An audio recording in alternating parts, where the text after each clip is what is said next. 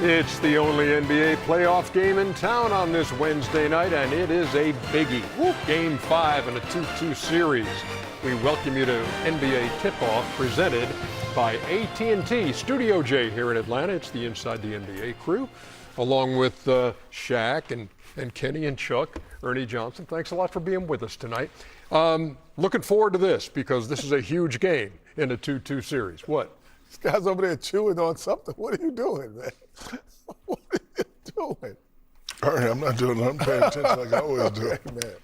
Well, you know we have a million cameras. We'll get it in the break. I'm not doing nothing. We'll get it in the break. So you know what I think about when I think of the Cavs and Pistons Game 5 in Detroit?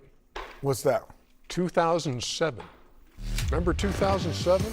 Oh. Remember 25 straight points by LeBron James? That's 29 of their last 30. That's probably the best performance I've ever seen in person. Well, second first for me. Which one? I was on the court with Dream when he gave it to David Robinson.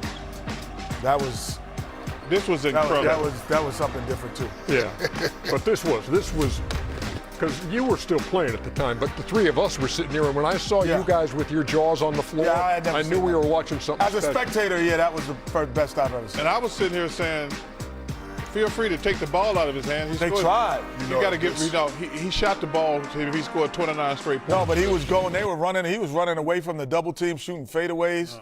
Kenny always says that this is the moment in the season where you make a name for yourself. He came in the chosen one. He was playing great, but that performance right there kind of propelled him to his greatness. He was letting people know, hey, I'm here. I know there's Kobe and D-Wade and all these guys, but my name is LeBron James, and this is what I could do. Yeah, he was like 22 years old. Yeah. And before that, he was still like offensively passive at times, and so. That was the first time where he just said, I think, and that I can remember, he was like, no, and as a pro, I'm going to take over the offensive load. I'm not going to let us lose tonight. That was beautiful to watch. And they won in double overtime. Yes. Yeah, it was a privilege to be there. And that was 19 years ago. That was then, and this is now. Well, he's got to be retired by now. Far from it. Who knows? The difference in Game 4 in Cleveland was a span of 5 minutes and 46 seconds to start the second half. The Cavs went on a 22-0 run, 15 of those by Donovan Mitchell. Cleveland remained perfect at home, 6-0, but they're 0-5 on the road, while the Pistons have won the last 5 in their gym. Here's what they're saying heading into Game 5. JV, not trying to get you caught up in anything, but 12 free throw attempts. It's unacceptable. It is. We didn't do enough, obviously, to help ourselves, but there's no way that one guy on their team shoots more free throws than our team. We're not a settle team. We're not a jump shooting team. It's frustrating, since Kenny made his comments publicly about, us. The whistle's changed in this series. It's just a different story, 2-2. I know Game 5 is going to be tough, and it's in their place, but I think we made a stand, winning these 2 games. I think we figured some stuff out, especially offensively. So I think that gives us confidence going in there. I think our starters hadn't been great to start the games and start the halves, particularly on the defensive end. That's what led to easy opportunities, whether it's threes or layups. Rewarding our bigs. And so when we can be on the same page and get off to great starts like that to start the game or half, it's a different ball club. What we have, turnovers. 3. It's definitely sustainable. We got work to do, but I think we found some. We capitalized off Game 3, and we got to be even better going into Game 5 on the road. We're still learning, and that's the tough part about it. And this is a new environment for us, being in the second round, understanding what it takes to win at this level in this round for the first time. And I think we learned, from the Orlando series, what it's like to be down and the amount of urgency you have to play with. But now you're on the other side of it. And so now you're learning, how you have to slow that opponent who's playing with that type of urgency. Modelo, fight for victory. When you go back to the waning seconds of the first half, it was a 24-0 run, 22-0 to start the second half. Had the last bucket of the first half, and you see the damage done there. And Mitchell and Harden scoring or assisting on every point of that 24-0 run. Donovan Mitchell, Shaq had 4 points at halftime of that game. And then, look out. I don't know who he talked to, but whoever he talked to, make sure you call him again. This is the Donovan Maybe he Mitchell. talked to himself. But yeah, maybe he did. But this is the Donovan Mitchell I've been waiting for. You know, when you talk about championship caliber teams, you either have one or two guys, and they have two guys, and they have to be explosive. Now, my question to them is, can you do it again? And can you do it again and again and again and get to the finals and possibly win the championship? They've been a little bit too up and down for me, but hey, 39 or 43 in the second half, the 43 points, that's what I'm talking about, Donovan Mitchell. Now, you want to propel your team to the next level, can you do it again? I need a big night from both of them if they want to move on. Yeah, so he matches the NBA record for points. Sleepy! With Sleepy Floyd, 39. Pass the ball, Sleepy. And Chuck, pass the ball yourself. You had 38. Damn. Well, they made me mad. Yeah, exactly. I know about They that. made me mad. They wouldn't double me, and they made a commercial about me getting dunked on by Chris Webber. I'll teach him. We will have more on Sleepy Floyd, as a matter of Oh, fact. come on, a Chris bit Gatlin. later. Come on, Chris Gatlin. Too little, Yeah. Chris Gatlin. Too little? Too You got little. good size. Oh, hey, Chris, do not back why up are you on backing me. up? No. Thank you, Kenny. Do not be you gotta backing make up. a stop it. Chris Webber. Oh, Chris. Come on, Chris. You too shouldn't have quick. made that commercial. shouldn't been- Oh, Lil Byron Houston. That's little barking. That was little barking. Come on, man. Dang, you shooting people Hey, like that? hey, hey. You shooting people in the stands? Can't do that. You shooting people in the stands. That was a time when you could swing around. When you could do that. Do stuff like that. Yeah. Ernie, you know what's fascinating about this series? Tell me what's fascinating. Sometimes.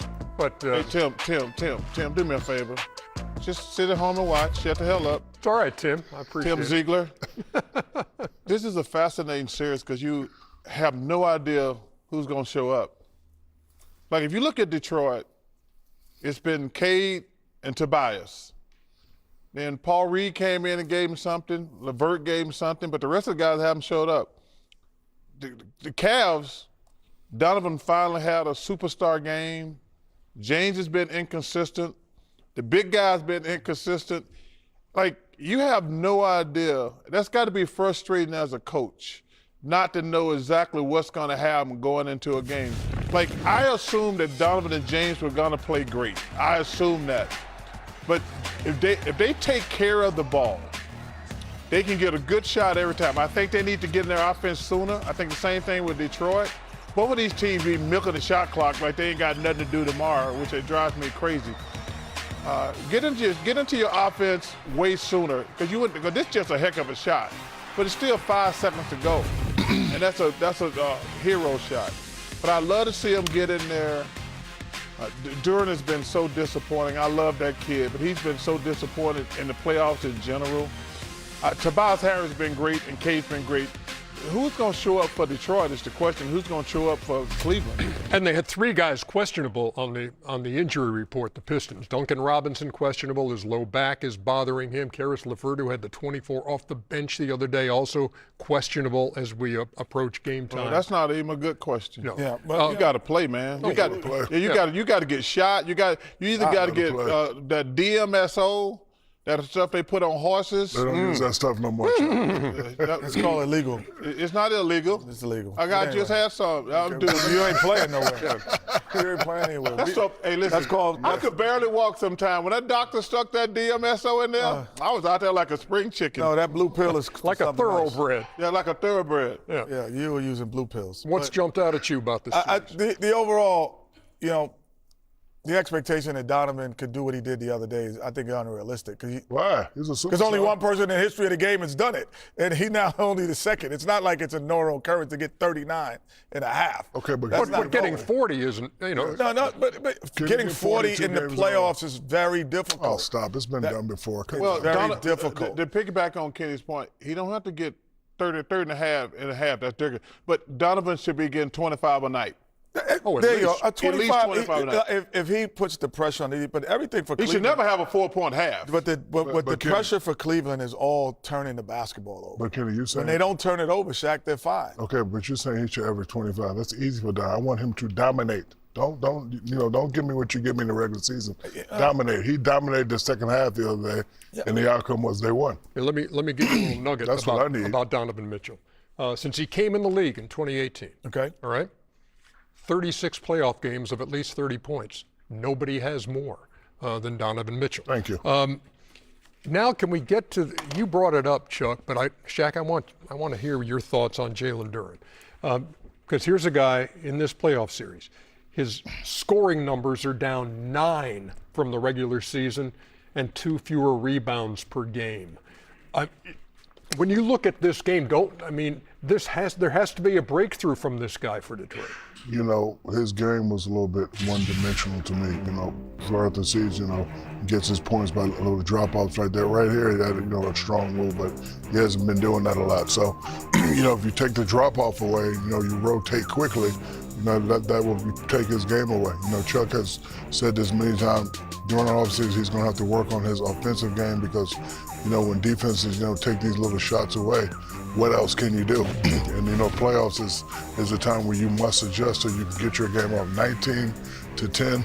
That's not going to get it done. So, he either needs to play harder or will himself to, get those easy baskets that he used to getting. But I have to agree with Chuck. He's not really playing well at all. There were only 6 times this year, and he played 70 games where he scored in single digits. So, it's happened 5 times in 11 games in the playoffs. When you're in the playoffs, Ernie, you're playing against the best. Right. Ken and Shaq know this.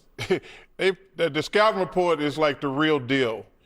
This summer, he's going to get in the gym and learn how to score, work on his game, because his whole game is offensive rebounding and lob dunk from Cade. He's not getting those. So that's really hurting him. But his rebounding, he should never have 2 rebounds, ever. I mean, that's 2 more than a dead person. Come on, man. You can't ever have 2 rebounds. But he's a young kid.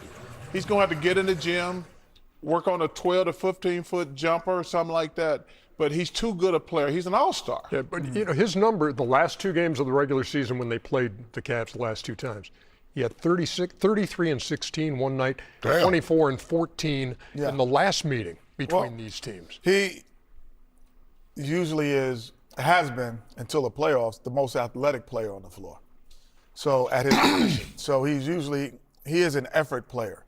So tip-ins, rim runs, lobs, corner dunker spot dunks. So in the playoffs, those aren't available as often.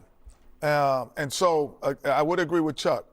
How you get those back is that you have to have a free throw line and end jump shot or a jump hook, something to create some space on the floor for yourself to be an effort player. Because rebounding is about effort, energy, and reading the defense and offense. So, shots going up, let me go box out. Yeah. Shots going up, let me go offensive rebound. So he's losing himself in his offensive thought process as well. So he's flustered by not scoring. Yes. But what he needs to do is, you know what? I'm not scoring. I'm going to get every damn rebound. I'm going to get out, and that'll give him a couple, because he's going to get a couple offensive rebounds. He's going to get some fast break going. He rim run, like Kenny said. But he's flustered because he's not scoring. A lot of players, when, they're like, I'm not scoring, they start having little issues mentally. But if I was him, I'd say, hey, you know what? I'm getting 15 rebounds tonight. I'm going to help us win this game. I might not score but 6 or 8 points, but if he get 15 rebounds, we all played with guys like that. We used to, when we played the Phoenix Suns, we was like, well, Cedric Sabalas is not going to get a play run, but we have to make sure we know where he is. Because Cedric played with you as well. So it's like he was a guy that he was amazing. He's going to find a way to score without having a play. They don't run plays for Duren. He has to find a way to cut at the right time, but all of that offensive rebounding, defensive rebounding. Playing attention to the game. Well, let's talk about Cade Cunningham, too. Okay, he leads the postseason in scoring, 29 a night, but the turnovers have been an issue with him. At least 4 turnovers in 10 straight games for Cade Cunningham. Yeah, I think he knows, understand that he needs to take the ball because, talk about what I want Donovan and James to do. He can do this every night. And, 29 is good, but I need him to get 30, 35, maybe